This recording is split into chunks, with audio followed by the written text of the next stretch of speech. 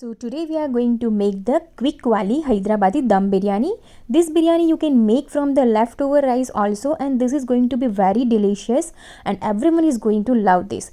And this video contains the many tips to make it same as the restaurant style. You just need to boil something before making this biryani and you can easily make this. So let's start the recipe.